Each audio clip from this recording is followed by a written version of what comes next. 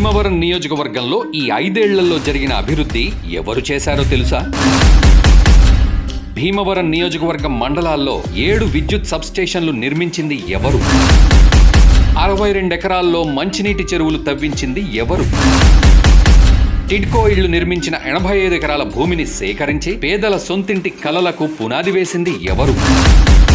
గునుపూడిలో 614 ఇళ్లతో Indiramma colony నిర్మించింది ఎవరో తెలుసా? యనమదురు డ్రైన్ మీద బైపాస్ రోడ్డు బ్రిడ్జి నిర్మించి మార్కెట్ యార్డు వరకు రోడ్డు నిర్మించింది ఎవరు? గరగపర్రు, యనమదురు, వెండ్ర, నాగిడిపాలెం దగ్గర బ్రిడ్జీలు ఎవరు నిర్మించారు? యనమదురు డ్రైన్ మీద 3 బ్రిడ్జీల నిర్మాణం జరిపించి శతాబ్దాల కలను అందుబాటులోకి తెచ్చిందెవరు? ఎల్విన్పురం, గొల్లవానితిప్ప, డేగాపురం మధ్య బ్రిడ్జులు నిర్మించింది ఎవరు? సోమగుండం చెరువు సుందరీకరణ గాని అభివృద్ధి గాని చేసింది ఎవరు? కొత్త బస్టాండ్ మొదలుకొని ఓల్డ్ యనమదుర్రు డ్రైన్ అభివృద్ధి ఎవరు చేశారు? బివి రాజు విగ్రహం వద్ద నుండి ఉండి రోడ్డు వరకు బైపాస్ రోడ్డు అభివృద్ధి చేసింది ఎవరు? రైతులకు సిఏడి భూములు సుమారు 800 ఎకరాల భూమిని ఎవరు పంచారు? భీమవరం ప్రభుత్వ జూనియర్ కళాశాల తరలిపోకుండా 35 సెంట్ల స్థలం ఇచ్చి ఆపింది ఎవరు? భీమవరంలో 100 పడకల ఏరియా ఆసుపత్రి నిర్మించి దానికి స్థలాన్ని ఇచ్చింది ఎవరు? నూతన పశ్చిమ గోదావరి జిల్లాకు భీమవరం హెడ్ క్వార్టర్ గా మారిందంటే దానికి కారణం ఎవరు? వీరవాసరం గ్రామంలో డ్రైనేజ్ సమస్య పరిష్కారం కొరకు నిధులు శాంక్షన్ చేయించింది ఎవరు? 2020లో 316 ఎకరాల స్థల సేకరణ చేసి పేదల సొంత ఇంటి కలను నెరవేర్చింది ఎవరు? భీమవరం పట్టణం టౌన్ ప్లానింగ్ ఎవరి వల్ల జరిగింది? నియోజకవర్గంలో 18 రైతు భరోసా కేంద్రాలు నిర్మించింది ఎవరు? నియోజకవర్గంలో గ్రామ స్వరాజ్యమే లక్ష్యంగా 34 గ్రామ సచివాలయాలు ఎవరి వల్ల ఏర్పడ్డాయి? నియోజకవర్గంలో 4 వెల్నెస్ సెంటర్లను అందుబాటులోకి తీసుకొచ్చిందెవరు?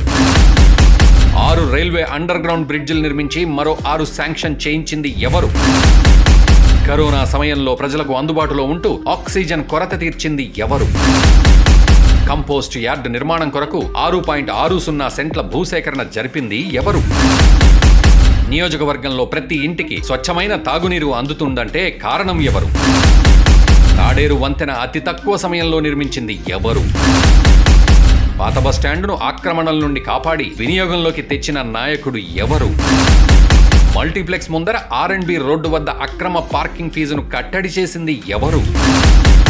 రాబోయే 20 సంవత్సరాలు దృష్టిలో పెట్టుకుని భీమవరం పట్టణ ప్రజల కొరకు టౌన్ ప్లానింగ్ చేసింది ఎవరు?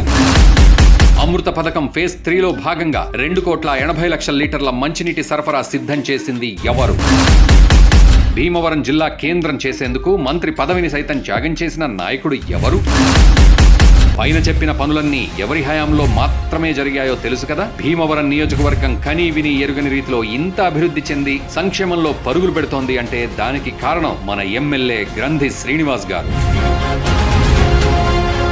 ఈ ప్రాంత ప్రజలు ఇంకా సుఖ సంతోషాలతో ఉండాలన్నా, భీమవరం మేటి నియోజకవర్గంగా మారాలన్నా, ఇక్కడ అభివృద్ధి సంక్షేమం ఇంకా పరుగులు పెట్టాలన్నా మళ్ళీ మనకు కావాల్సింది మన ప్రియతమ నాయకుడు గ్రంథి శ్రీనివాస్ గారు మాత్రమే.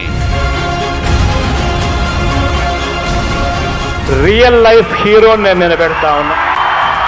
నా దగ్గరికి వచ్చి అప్పట్లో సీనన్న ఏమన్నాడో తెలుసా?